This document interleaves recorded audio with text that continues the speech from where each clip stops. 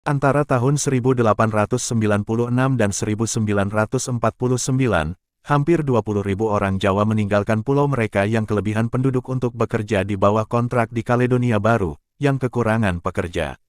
Buruh dari Jawa didatangkan ke Kaledonia Baru mengikuti kuli ordonansi pada tahun 1880, yang dimaksudkan untuk menyediakan tenaga kerja di perkebunan yang dikelola oleh pemerintah kolonial Belanda.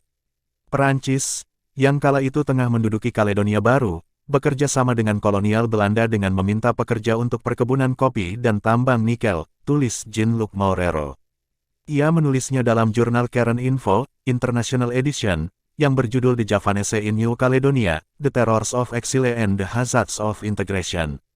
Jurnalnya dipublikasikan pada tahun 2002.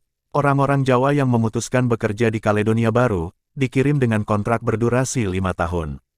Setelah kontraknya habis, mereka memiliki hak untuk mencari repatriasi atau majikan alternatif. Kebutuhan tenaga kerja di Kaledonia Baru dipasok dari berbagai pekerja impor lainnya, mereka berasal dari Vietnam, Indian di bawah persemakmuran Inggris, Jepang dan orang-orang dari Kepulauan Pasifik, imbuhnya. Menariknya, pemerintah Perancis mengetahui akan kebutuhan mereka dalam mempekerjakan tenaga kerja dari Jawa. Mereka disukai untuk bekerja di perkebunan kopi, serta sebagai pembantu rumah tangga di pedesaan. Setelah masa kontraknya habis, sebagian besar dari orang-orang Jawa kembali ke tanah air mereka.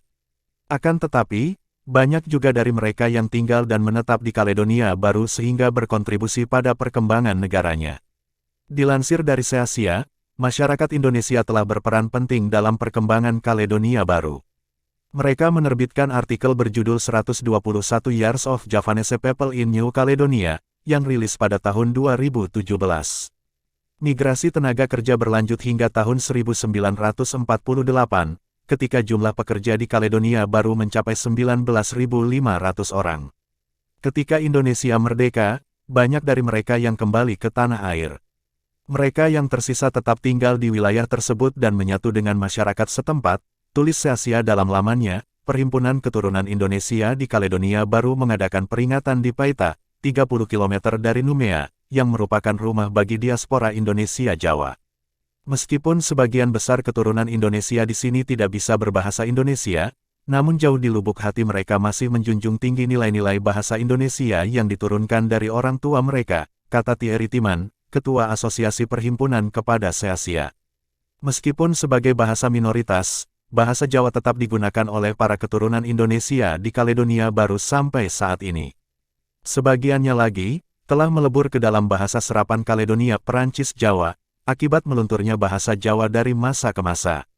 Tercatat dari total 268.767 jiwa penduduk Kaledonia Baru, ada hampir 7.000 keturunan Indonesia di wilayah tersebut.